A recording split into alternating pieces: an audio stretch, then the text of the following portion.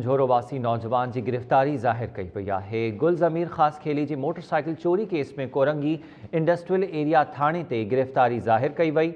Time news ऐं पंहिंजे अख़बार में नौजवान बाबत ख़बरूं हलण बाद गुल ज़मीर ख़ास खेली की पुलिस तरफ़ां गिरफ्तारी ज़ाहिर कई वई है।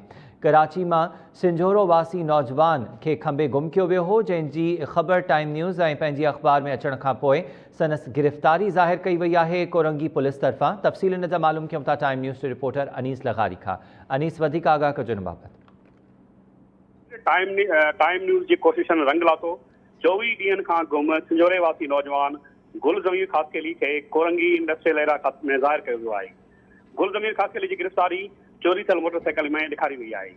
टाइम न्यूज़ ऐं रोज़ाना पंहिंजी अख़बार नौजवान गुल ज़मीर ख़ास खेली की गुमशदगी ऐं बाज़ियाबी वारे मसइले के बेहतरीन तरीक़े सां रिपोर्ट कयो। सिंझोरे वासी नौजवान गुल ज़मीर ख़ास खेली कोरंगी वारे इलाके में डेनम गारमेंट फैक्ट्री में कमु कंदो हो ऐं 12 जून ते साण गॾु कमु कंदड़ सुधीर शर सां मोटरसाइकिल ते वेंदे कमु अची वियो हो ऐं 24 ॾींहनि खां पोइ संदसि गिरफ़्तारी कोरंगी इंडस्ट्रियल एरिया थाणे ते ज़ाहिर कई वई आहे। नौजवान गुल ज़मीर ख़ास खेली के 24 ॾींहनि खां पोइ ज़ाहिर करण ते संदसि वारसनि में फैलियल ॻणती ऐं परेशानी ख़तम थी आहे ऐं संदसि घर ऐं सिंझोरे शहर में पिणु ख़ुशी जी लहर फैलिजी वई आहे। जी अमीर, तफ़सील ॾियण लाइ महिरबानी अनीस।